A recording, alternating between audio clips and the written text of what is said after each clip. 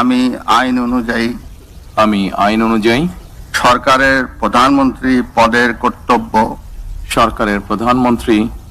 কর্তব্য বিশ্বস্ততার সহিত পালন করিব।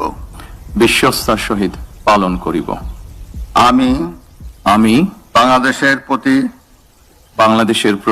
অকৃত্রিম বিশ্বাস ও আনুগত্য পোষণ করিব। আমি সংবিধানের রক্ষণ,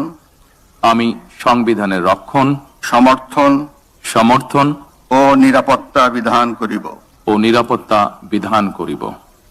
আমি ভীতি বা অনুগ্রহ,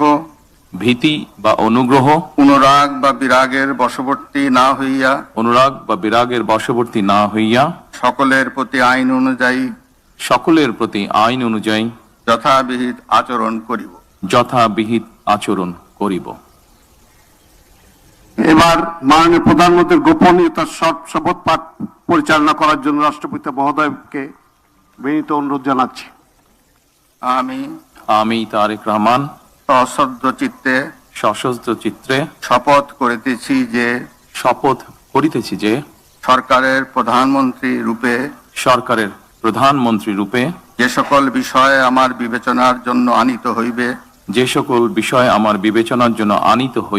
বা যে সকল বিষয় আমি অবগত হইব তাহা প্রধানমন্ত্রী রূপে যথাযথভাবে আমার কর্তব্য পালনের প্রয়োজন ব্যতীত প্রত্যক্ষ বা পরোক্ষভাবে কোনো ব্যক্তিকে জ্ঞাপন করিব না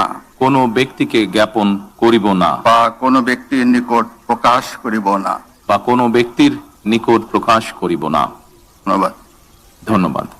মাননীয় প্রধানমন্ত্রীকে পদের শপথ ও গোপনীয়তার শপথ স্বাক্ষর করার জন্য এবং স্বাক্ষর শেষে নির্ধারিত আসন গ্রহণ করার জন্য বিনীত অনুরোধ জানাচ্ছি।